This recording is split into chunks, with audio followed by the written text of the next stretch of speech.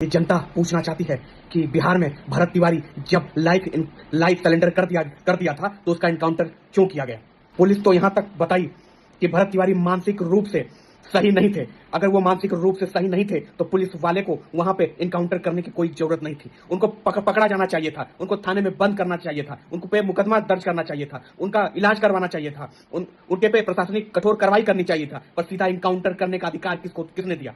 क्या ये खाकी वर्दी के जो बड़े बड़े अधिकारी हैं ये बताना चाहते हैं कि हम संविधान और कानून से ऊपर हैं और सारी हदों को पार कर सकते हैं? और ये एनकाउंटर अपने शक्ति का प्रदर्शन किया गया है। ये शक्ति का प्रदर्शन ये उचित नहीं था। पहले उनको समझाना चाहिए था।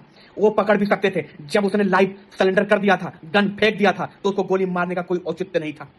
ये समान वर्ग, ये सवर्ण लोग भारतीय जनता पार्टी को वोट दिए इसलिए कि अब्दुल को सीधा किया जा सके। पर यहाँ तो कुछ दूसरा हो रहा है। यहाँ अब्दुल के साथ साथ सवर्णों को भी सीधा और साफ करने का यहाँ पर चुनौती चल रहा है। सवर्णों पे ये जो बार बार गाज गिर रही है और बार बार उनको क्षति पहुंचाने की कोशिश कर रही है, ये भारतीय जनता पार्टी को भुगतना पड़ेगा। इस बार सवर्ण भारतीय जनता पार्टी को छोड़ेंगे और उनको बताएंगे कि आपका अस्तित्व सिर्फ सवर्णों से था। आपके जो कोर वोटर सवर्ण ही थे कि आपको सत्ता पे बिठाए हैं, और आप जो सत्ता पे बिठा के सवर्णों पर नाजायज अपना सिस्टम उनके ऊपर थोप रहे हैं और इनकाउंटर सवर्णों का कर रहे हैं। ये उनको बताना जरूरी है कि सवर्ण अगर हाथ खींच लेंगे तो सरकार का भी अस्तित्व नहीं रहेगा।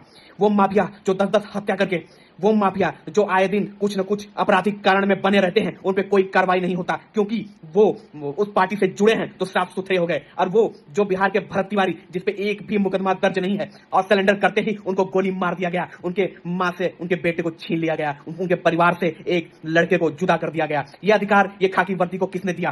क्या खाकी वर्दी अपने आप को सरकार समझती है कि जिसको चाहा उसको उड़ा दिया, जिसको चाहा उसको छोड़ दिया? अगर बहुत जरूरी था तो उनका हाफ मर्डर भी किया जा सकता था, हाफ काउंटर किया जा सकता था, पैर में गोली मारा जा सकता था, हाथ में गोली मारा जा सकता था। पर उसके ऊपर पांच लगातार फायरिंग करने के बाद जब उसके माथे पर गोली घुसी और वो तुरंत गिर गया। बस उसकी एक गलती थी कि वो समाज के लिए बस अपनी मांगे रख रहा था सरकार से, और सरकार ने उसको उसका इनाम दे दिया।